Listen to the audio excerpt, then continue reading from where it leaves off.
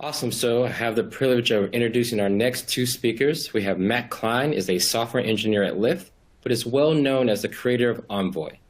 He's been working on operating systems, virtualization, distributed systems, networking, and making systems easy to operate for over 20 years across a variety of companies. Highlights include leading the development of Twitter's L7 Edge proxy and working on high-performance computing and networking for Amazon's EC2. He lives in Idaho with his wife, son, and daughter, and 3 cats. Alex Galero is the founder and CEO of Vectorized, where he and the team hack on Red Panda, a modern streaming platform for mission-critical workloads. Previously, he was a principal engineer at Akamai and co-founder and CTO of Concord.io, a high-performance stream processing engine built in, surprisingly, C++, which was acquired by Akamai in 2016.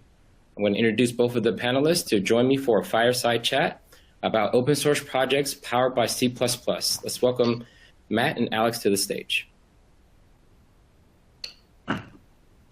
Hey, how's it going? Hello, hello. How you doing, Alex? And do we have Matt? Yep, I'm here. All right, so I've given you all the introduction. And look, I got to ask the question. You all created 2 amazing projects and did what some would consider the unthinkable. You chose C++ for your language of choice. And I'm going to start with you, Matt. Envoy, for those that don't know, is a very popular network proxy. It's the heart of what most consider the service mesh. And at the time Envoy came out, most people would have thought you would have written it in something like Go or even Java to that extent. Tell us why you chose C++ for Envoy, the open source project. Yeah, well, I guess from a background perspective, I've been working with C and C++ for over 20 years. And at the time when we started working on Envoy, I had written previous systems in C and C++. And the main thing that we were looking for at the time was a robust ecosystem of libraries. So obviously C++ has many years of very robust libraries. And also wanted a very low latency experience. So we did not want a garbage collected language. Now, there's a larger conversation that we'll probably have as to whether I would have chosen C++ today. And the answer in 2021 is frankly, probably no. But, when I started Envoy in early 2015, looking at just the state of the different languages in the ecosystem, Go's garbage collection was not quite as low latency as it is today. The library is not as robust as it is today. Rust was not where it is today. It just seemed to me at the time in early 2015 when I was starting on this project that C++ had, the best combination of performance and library ecosystem and tooling. I like to say that there are no great languages. Like every language ecosystem has its problems. So it's mostly picking your poison. I'm going to swing the same question over to you, Alex. For those that don't know, Red Panda is a drop-in replacement for the famous Kafka messaging system, has some additional features around performance. But same question to you, Alex. You had a lot of choices in terms of, building out this new streaming service. Why'd you choose C++ for the open source? Yeah, that's when I started the project, it really came, the project. Hi, Alex. Like I didn't. I'm sorry to interrupt. Your audio is very staticky. Oh, okay. Interesting. I'm gonna try to see if that changes. Did that improve, or is that still super staticky? No, it's still the same. It's super staticky. How about this, Alex? Maybe try to restart, and I'll come back to you on this question, because sometimes the connection can get a little weird. So you can take a moment to kind of close out the browser and come back. How's it working now? Okay. Well, one second, let me come back. All right, cool.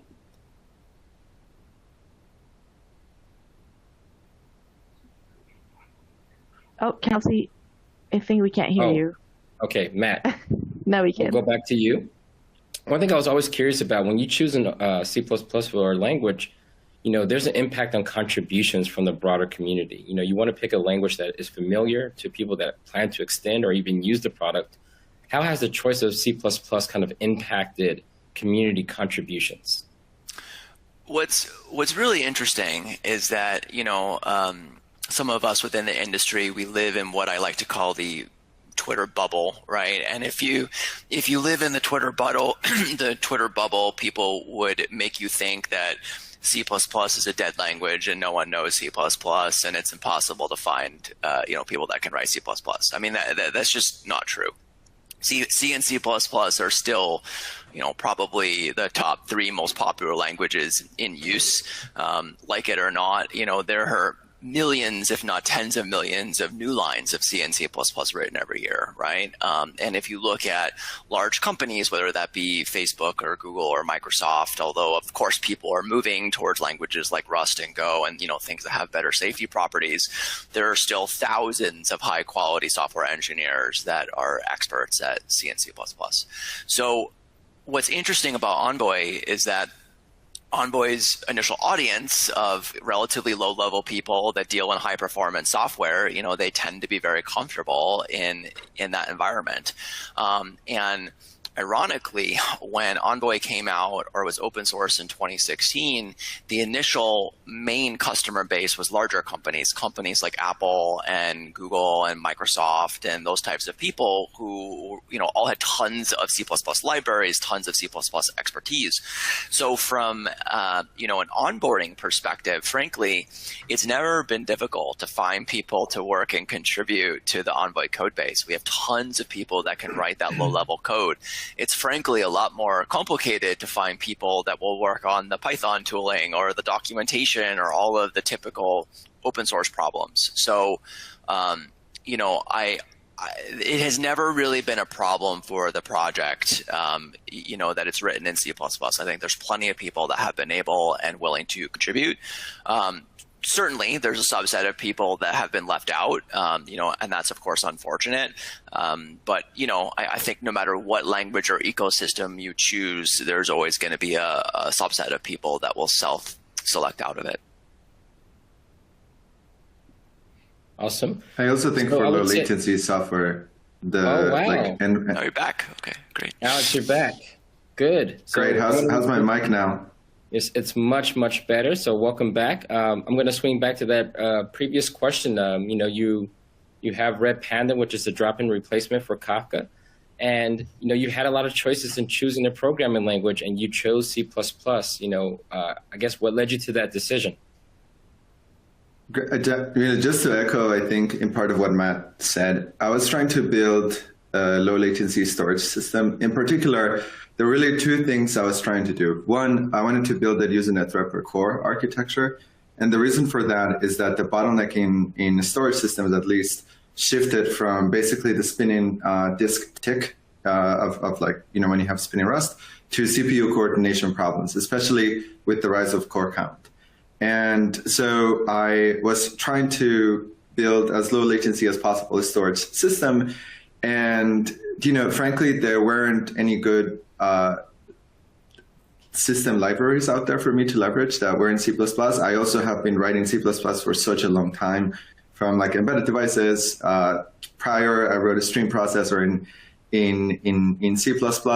And so it was really, I was really trying to squeeze as much performance as I could out of the hardware. And the project started out of me trying to solve, I guess, a problem for experts by experts, which was why is the alternative of doing event streaming, why is the gap between the hardware, what the hardware can do, and what the software can do so large? And so when I was at Akamai, I was really just trying to understand that and see how to optimize it. And so the project really started out of me trying to squeeze as much performance out of the hardware. And what's interesting, I guess, as a follow-up to that question is that then we went and we built a company on top of a C++ project, which is probably, against common wisdom. But to echo the second point that Matt just made is that the software is really meant for companies that have large workloads, that have expertise, etc. And so in the open source, we actually haven't found as many contributions as we would like, because in addition to the software being written in C++, it's using really all of the latest features like polymorphic lambdas, C++20, coroutines, and it requires, I think, the latest Clang compiler. I think Clang 12 is really, and so we have seen actual challenges in doing that.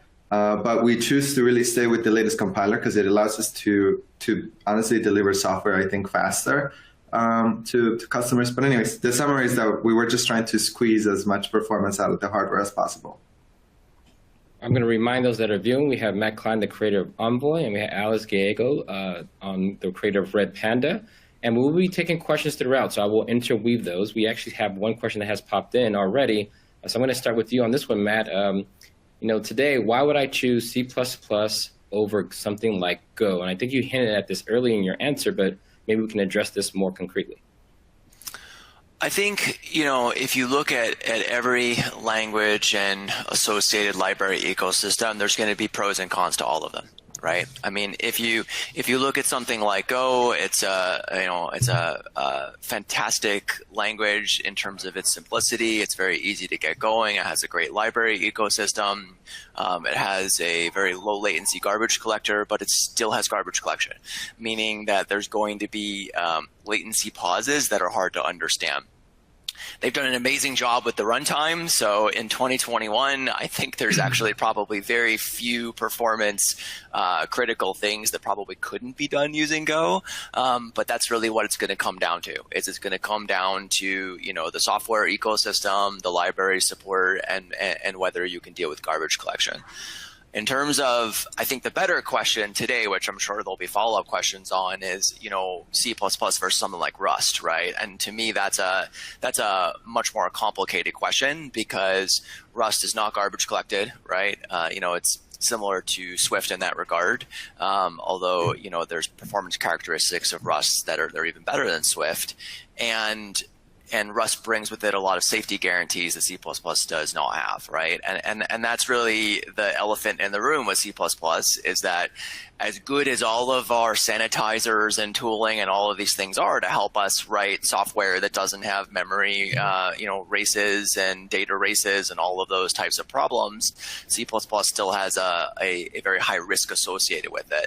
And for something like Envoy, which is a network process sitting in the network edge, right? I mean, we put a lot of effort into, attempting to write, quote, safe C++, making sure that we do fuzzing and run all the sanitizers and all of those things. So in terms of C++ versus Rust, again, or versus Go, I think it's latency profiles, it's going to be library ecosystem, and obviously safety guarantees. I would frankly never counsel anyone to write anything today in C++. I realize this is the C++ Superstream, sorry. But I wouldn't counsel anyone to start with C++ today, right? It's like, I think C++ would have to be done for a reason, either very critical performance guarantees, existing library ecosystem, right? When there are other solutions out there that might be a better choice. So again, there's just lots of trade-offs here. Awesome. Same question to you, Alex. If you want to weigh in on this, I guess when you think about C++ versus the alternatives, I think you hinted at this already. How much of the existing library ecosystem plays into that decision? I think the second question we have here that follows up is, we mentioned all of these things. Do they have comparable libraries? And if you were to look at this kind of choice today, would you say C++ still gives you what you need for the high performance targeted work that you're doing? Yeah, there really was no, I think, battle tested library for the threat record architecture that we were trying to do. And I think C* on the C++ side was done really thoughtfully. And so I actually looked at Rust when I started this. Believe it or not, I wrote the first prototype of Red Panda in Rust, and I found enough compiler bugs in the first week that I was like, I'm not an expert in Rust. And when I tried to work around it, I found enough compiler bugs that I was like, I don't feel that I could be productive in this fast enough. I think Rust is a great language. But anyways, I also echo what Matt said. I think today I would probably start with something like Rust for most projects, but really for things that require low latency, require predictability of memory footprint. For us, it was also about fine-grained accounting and the library ecosystem. So I'll give you two examples. Today, so the threat record was really the large driving principle of it, right? And so we were able to leverage things like GenXOB's, the evolution of libaio. It's kind of skipping my mind. IOU ring stuff super early. And then the next thing that we did is integrate that on the thread per core. We don't use the file system page cache. We kind of write our own allocators. And so when you're working at kind of that level of code where you're really trying to a large extent, I feel like in a storage system is almost like a small operating system that is purpose built for the thing that you're trying to do. And what was cool about writing it in C++ for us is that we recently added WASM. And so we actually linked in against the VA runtime. I also know that Envoy does that. And also with a couple other VMs like WAVM and other things, and other points of extensions. So there are real ecosystem benefits for writing the kind of software that I tend to write, or that I like to write, which are, I guess, summarized in mission critical systems that are catered towards low latency in particular. And so so ecosystem was really a really big part of choosing C++ for us, and frankly also experience, right? I think if I had been writing Rust for as long, well, I couldn't, because Rust wasn't invented for as long as I've been programming, but for a really long time, and I felt comfortable, and I think it's also speed. I think I would have reconsidered it. Maybe I would have worked around the bugs in the compiler. It's not like I've also, just to be clear, I've also found enough compiler bugs, especially with C++ coroutines, with the way lambdas get captured, that it makes it, for a non-expert to come into a C++ 20 code base like really challenging to understand. So I think languages don't exist in isolation. When you're really making a choice, it's who are you, what kind of systems you're built in. The ecosystem was important, like I mentioned, V8 and WebAssembly.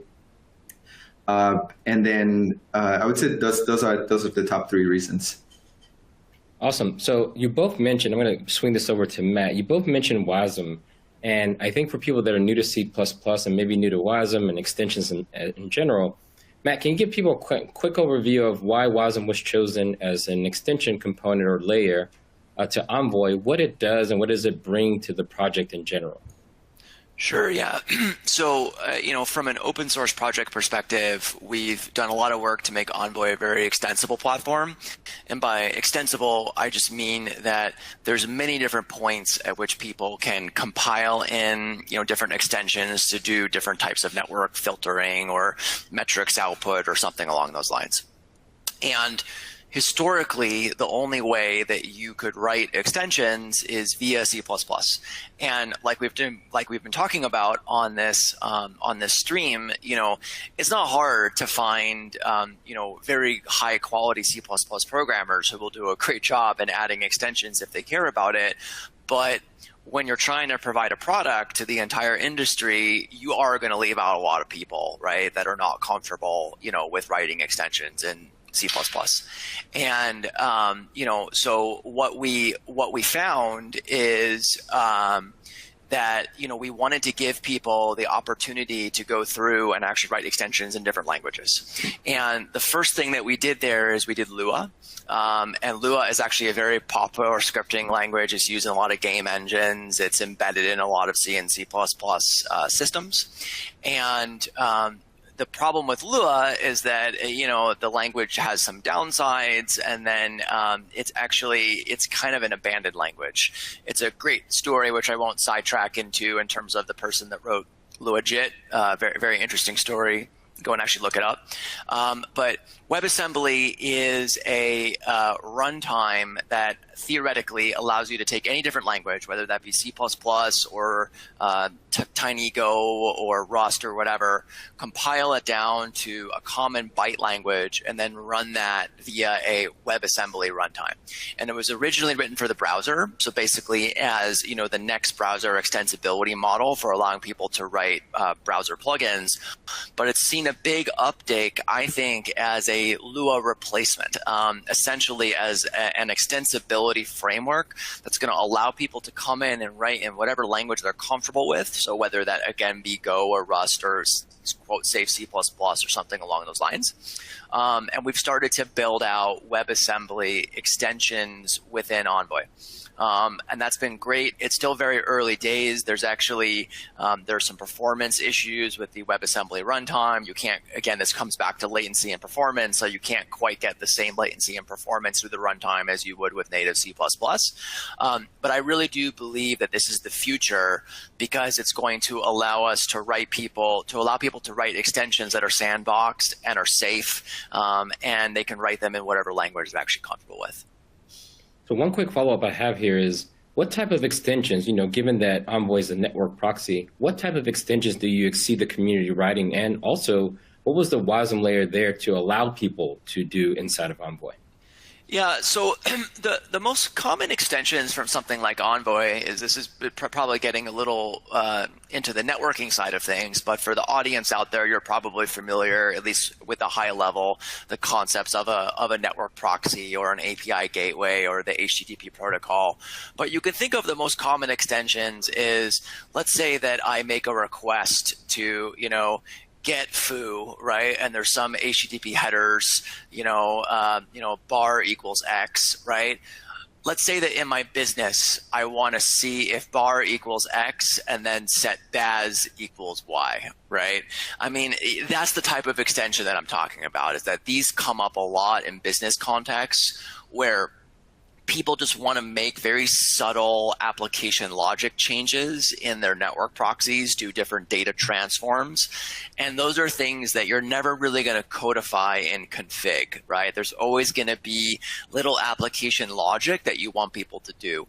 And historically, people have done that using Lua. But as we've said, Lua is somewhat end of line, right? So now we're kind of looking for what's the future of that type of extensibility model.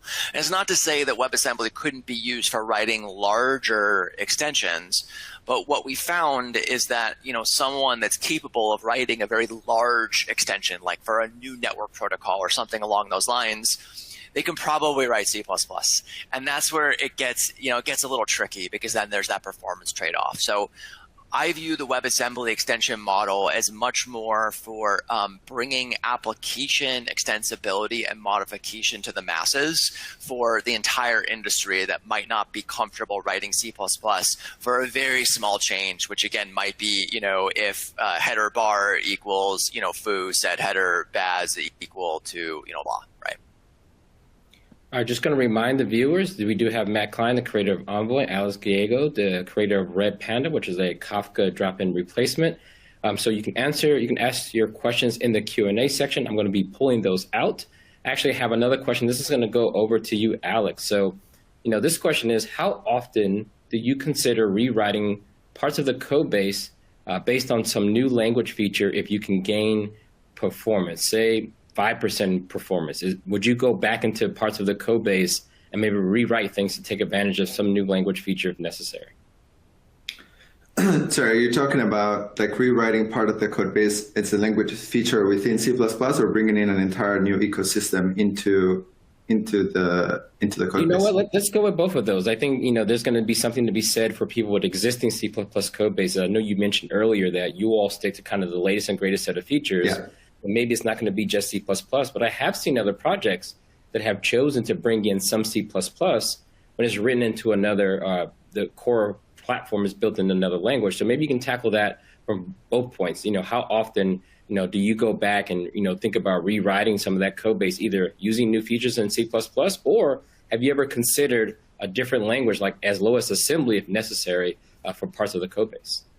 Yeah, great question. So on moving the code base, on evolving the code base, we typically don't go back and rewrite existing code bases. What we do is like new code. So I think a great example is coroutines. Coroutines have been there, I think, in some prototype form for some time. And when you start using them, GCC, for example, has this lifetime semantics. When you do a lambda capture of like a temporary variable, and you pass it into the lambda capture bracket parameter, it doesn't properly transfer ownership into the lambda, into the callback, right? And so you are going to run into new bugs every time you're testing the compilers, basically the cutting edge. And so the way it works is really we'll first we like to build our own compiler, so we compile our own compiler, and that was actually a strategic reason, to be honest. For those of you that are trying to evolve the code base, a big part of, for example, the way it was done in my old project at Akamai was really whatever you get with upstream, like apt-get, and you like get pinned onto a distro, and it was really frustrating because you're working, like, there are 4 years of compiler issues that you're trying to work around. And so there's like this known workarounds. And so one thing that we wanted to move away from it was like, okay, I don't want to use this very old compiler. I think we probably took the pendulum maybe a little too far forward and used the latest cutting edge compiler. And so, we'll often end up filing bugs against the GCC tracker or the LLVM tracker. Actually, there's such a large community of sophisticated and talented people that when you look up for a bug, there's usually somebody else in the compiler team that wrote. So that part, I guess, and so our internal evolution of the language is that we'll start with the smaller sections. Coroutines was a great example we recently migrated to. It turned out coroutines had a great performance impact because of the lifetime semantics. The compiler can build a generated state machine for you, and it's super efficient. And so we'll just keep evolving. We won't go back and rewrite all our future code base in that. And then I think there's a second one thing here, which is integrating an entire ecosystem, let's say a Rust WebAssembly runtime. Because we are a thread-per-core architecture with our own allocator, right? So we don't use JMalloc or TCMalloc or anything like that. I think maybe we should reconsider that at some point, but we run our own allocator. And the problem with some external ecosystems is that they think that they have a different allocator on board. So actually integrating ecosystems when you have a custom allocator, I think, is the largest point of friction. We don't use virtual memory, for example. So when the program starts up, we allocate the memory that the user allows us to allocate, and that is it, full stop. There's no additional memory allocated, right? And so we basically run into similar problems that the Linux kernel has in terms of like memory fragmentations, coalescing, etc., things that some allocators are really good at. And so now the point of friction is we have tested, an example is the Rust WebAssembly runtimes. It was really challenging to actually integrate with them. And part of the reason why we went with V8 is because we can, dig into the allocator and kind of hook it into our own external allocator. And so that's the kind of friction at the lowest level that you'll have when you try to bring a new ecosystem. If your code has made particular assumptions, or even if you explicitly design for it, like we did with the thread-per-core, with our own custom allocators, blah, blah, blah, bringing an ecosystem, you're not just bringing the code, you're bringing the assumptions that the programmers of that code base came with. And for most people, they will run, whether it's libc allocator or JMalloc or TCMalloc or something like that, this general purpose allocator. And so I think those are the largest point of friction. Another thing is like static variables and things like that. But I think allocation is the harder one. You answered the next question that we had, which was, the compatibility around memory alignment between things like WASM and the core code base. And I think you've tackled that one perfectly. One thing I'm going to go to, I'm going to swing this one back to Matt, is, when we think about memory safety, one big topic today that's super popular in all open source projects is around security. There are calls for really understanding where dependencies are coming from, thinking about memory safety and just all kind of issues. I guess, Matt, in your opinion, how do you deal with some of the things around memory safety, the secure software supply chain, where your dependencies coming from, and just making sure that you can hold quality around the security of the project? Yeah, this is a very thorny issue, and unfortunately, when you start talking about this issue, there's a lot of FUD. There's a lot of discussion that I think should be nuanced, but is not. And I'll give you an example, right? I'll be the first to admit that C++ is not a safe language. There are lots of footgun risks. Like that is a well-known fact. And would I like C++ to be a memory safe language? Absolutely yes. But when I look at the Envoy security posture, right, in terms of what are the things that keep me up at night, believe it or not, memory safety is not at the top of the list, right? Is that if you look at our CVEs we've had in 5 or 6 years of the project, we've had 30 or 40 CVEs, I think one of them has been a memory safety issue, right? It's like 39 of them are just application programming bugs that can happen in any language. We've had a lot of software supply chain issues, right? And those supply chain issues are, again, they're not typically memory safety issues. They're some programming logic error or something that can lead to, to a pretty severe application programming problem. So it's not that I don't want C++ to be safe. It's just, I think it's not the largest problem that we face, at least from a project perspective. And the larger problems that we face are actually typically just around, making sure that we're doing fuzz testing for application logic errors, knowing our software supply chain, actually knowing the transitive chain of dependencies of, I depend on this library, and this library depends on that library. In some sense, C++ is better there because there's a smaller proliferation of libraries, and more of the libraries are written, as Alex was saying, to a bit more of a low-level primitive. Whereas if you look at an ecosystem like Node or Go, or even increasingly something like Rust, one of the downsides, if you can call it that, of the robust, package management systems is that you can get a transitive chain of inclusions. Like if you look at Kubernetes, I think that thing must pull in literally thousands of Go packages, right? So how can anyone even understand what you're pulling in? Whereas for something like Envoy, we have tooling. We know exactly what we pull in. We know the entire transitive chain of dependencies. We track their CVE posture, their supply chain posture.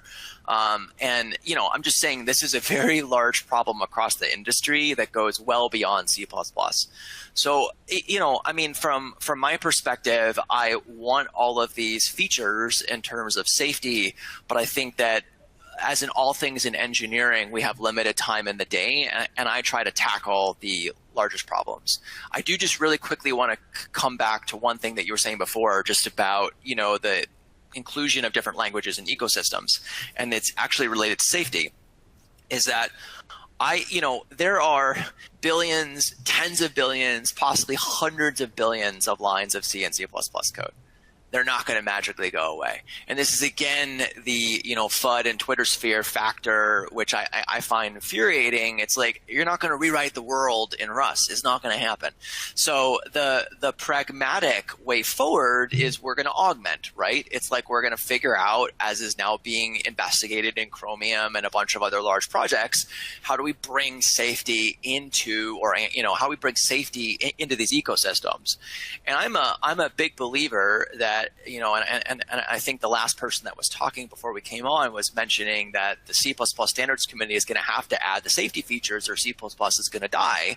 And I believe that, right? Because I think what's going to happen is that C++ is going to have to intrinsically add, Rust-like safety features, or what's going to end up happening, possibly even more likely, is that the interop between something like C++ and Rust is going to just get better and better and better, where now in something like Envoy, we'll write all of our new code in Rust, right? We'll leave the old code in C++, and gradually over time, the code base will shift more towards a safe posture. But I think that's just going to be the way of things, is that I'm not a believer in rewrite the world, right? I'm a more pragmatic person, and I think that we always want to make software better, and we're going to do that as the tools evolve. For those of us, just to I wanted to add one point to Matt's point. Or I guess follow up on Matt's point.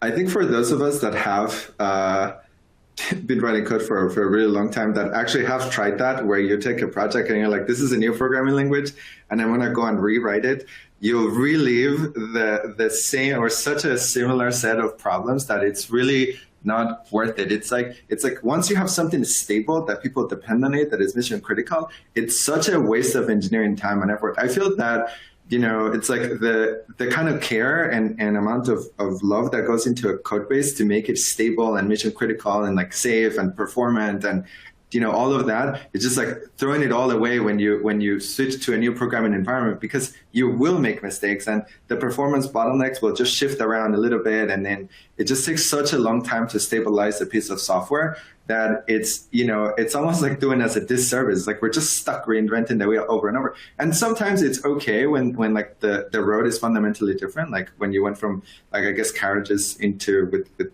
I guess wooden wheels into the road with the rubber wheels. But and in this case, I'm talking about the paradigm shift in hardware. But by and large, rewriting the same piece of software that does the same thing in a new programming language is, I don't know, it's often not worth it. Yeah. So we have about 8 more minutes left. So one thing I want to swing into is the workflow. As someone who's contributed to a number of open source projects over the years, when I think about the workflow, you have these, really robust package management systems. Typically, you can define dependencies in a file. Things will get built and pulled in. So I'm going to start with you, Matt, here. What is kind of the modern workflow? Let's talk about a little bit about the build system, finding and discovering dependencies that you want to bring into the project, and the whole build process as a whole to produce a binary that works across platforms. And that's another big challenge with open source projects. Typically, people want to see it work across all the major platforms. So maybe talk a little bit about kind of that workflow for the Envoy project and the tool chain you use to build and deliver and support the various targets people want to use. Sure. So when I originally did Envoy, we used CMake, which is a pretty typical build system. And then in early 2017, when Google increasingly became involved, Google internally uses a build system called Blaze, and then there's an open source build system called Bazel. And we migrated to Bazel. And I won't go into a long discussion around Bazel, but Bazel is it's similar to Facebook's Buck, or there's other ones. It's basically it's a hermetic build system with a very strong dependency graph.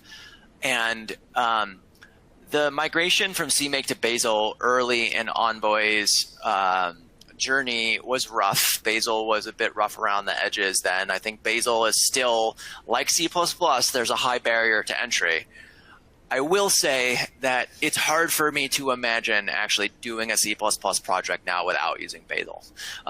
Just because Bazel, if it's set up well, makes it, in my opinion, relatively easy to understand all of your dependencies. They finally got it down where if a dependency doesn't itself use Bazel, if it uses CMake or Make or whatever, you can pull it in and define Bazel dependencies. So it makes it, in my opinion, really nice and really effectively hermetic, where I can understand exactly what I'm pulling in, as I was saying before, my entire chain of transitive dependencies, and I can track those and I can build them and I can work with them.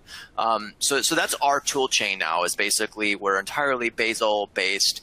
We still support Clang and GCC. We're not quite as cutting edge as what Alex was saying. We tend to trail behind the compiler curve a bit, though we do try to keep on top of the newest Clang, just to make sure that things compile. We've struggled a little bit with supporting other architectures because that's not as built in as it is in other more modern language ecosystems, just because we run into either something had some assembly code and it's not ready yet, or it doesn't compile or something along those lines. But at this point, from a project perspective, we have first-class support, obviously, for x86-64, and we have first-class support for ARM. And there are people that do compile on other platforms, but those are our main supported ones. And it's more work than I would like in terms of supporting OS X and Windows and all of these things. And to me, that's one of the beautiful benefits of something like Go, right, where they've done just a fantastic job of cross-compiling and all of these things. And I think Rust has done a pretty good job there. It's certainly more painful in the C++ ecosystem, but that's our basic setup, is that we basically have a Bazel based build system. We output Docker images. We have different pipelines that support x86-64 and ARM and other platforms. We support multiple operating systems, and there's some rough edges, but that has worked out pretty well for us. So I have a personal question. As someone who goes to look for just the binaries, one thing is when I find those Docker images, I'm constantly trying to go in there and extract the binary. Why doesn't the project produce just binaries that I could download? Is it the dependencies that you just don't want to have people suffer through? Yeah, so we can do that, and that's a constant request. The problem here, as you can obviously understand from your experience, is that you're never going to make anyone happy, right? Because, if we put up binaries, people are going to be like, why don't you put up RPMs or debs, right? Or if you put up debs, people are going to be like, why don't you have Docker images, right? And it's like, we can do anything.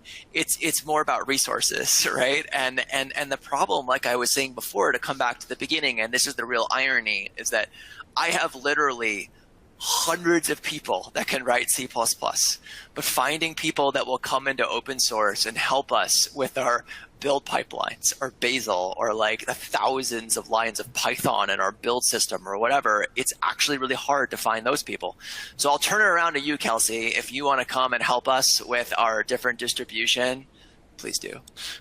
You make a good point around maintainership of these open source projects. I think a lot of people overly focus on the core of these projects, which can be very complicated, a high bar, and it takes a long time to learn.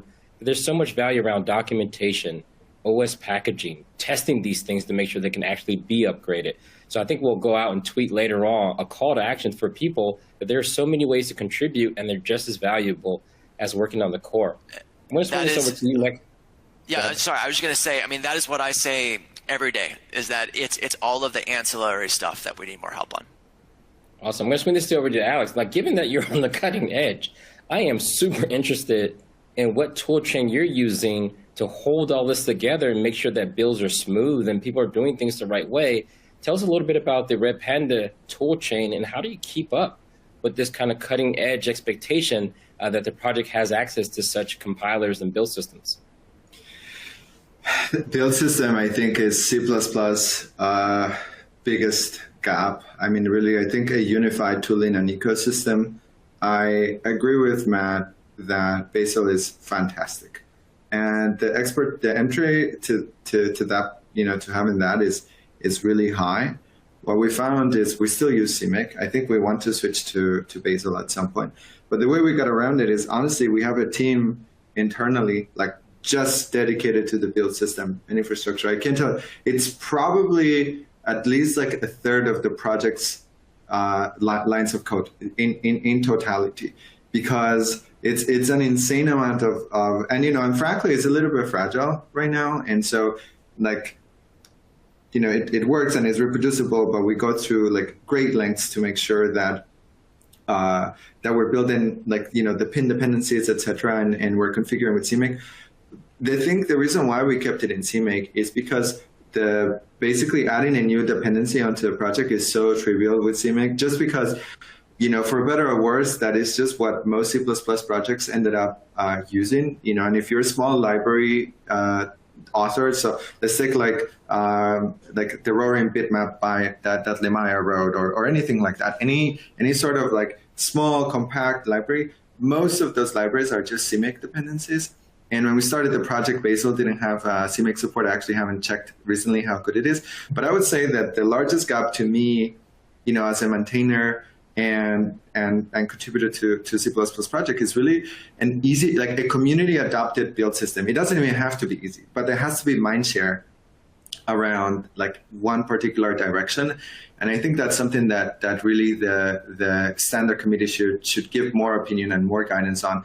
And you aren't going to make people happy, but just like Cargo, the reason why, maybe it's a blessing and a curse at the same time, the reason why getting started with Rust is easy and Go is easy is actually not the code itself, is the ecosystem around it. It's like, how do I get up and build something that is production ready?